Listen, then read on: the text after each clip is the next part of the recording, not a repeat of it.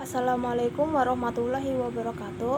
Perkenalkan, nama saya Afifatun Naziroh, biasa dipanggil Afifah, dan saya adalah salah satu mahasiswi IAIN Kendari angkatan 2019 dari jurusan Ekonomi Syariah kelas A semester 3. Jadi, video ini saya buat untuk memenuhi tugas akhir mata kuliah saya, yakni mengenai pengantar akuntansi.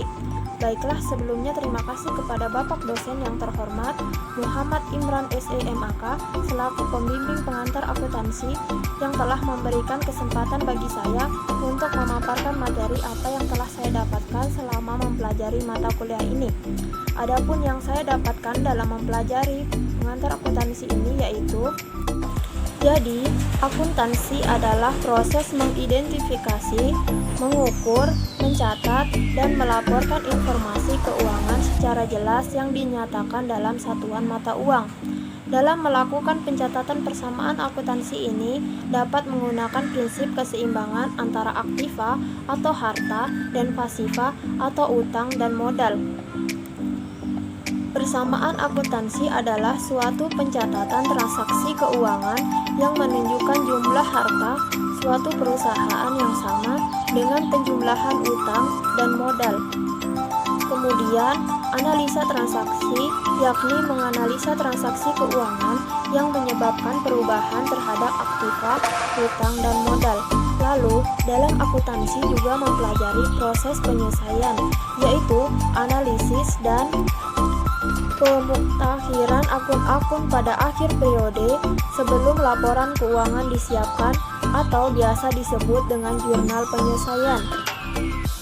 Kemudian ada juga siklus akuntansi, yakni merupakan serangkaian langkah-langkah yang terjadi selama waktu yang telah ditentukan sehingga menghasilkan laporan keuangan. Lalu, laporan keuangan ini dapat dijadikan dasar dalam menetapkan kebijakan perusahaan pada masa depan.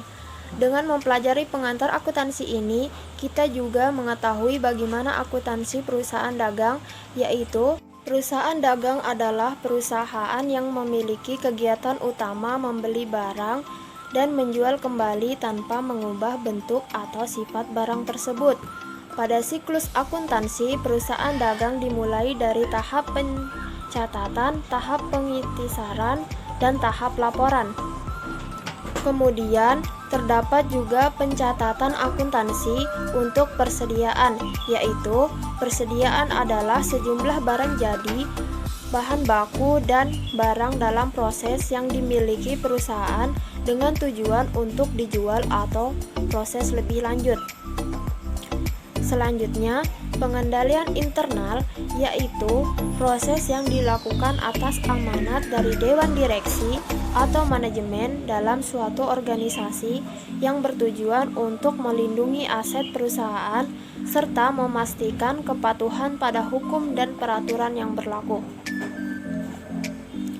Kemudian, terdapat pula pencatatan akuntansi pada akun aset tetap, akun aset tak terwujud, liabilitas, yaitu yang pertama, akun yang termasuk dalam harta atau aktiva, misalnya akun aset tetap dan akun tak terwujud.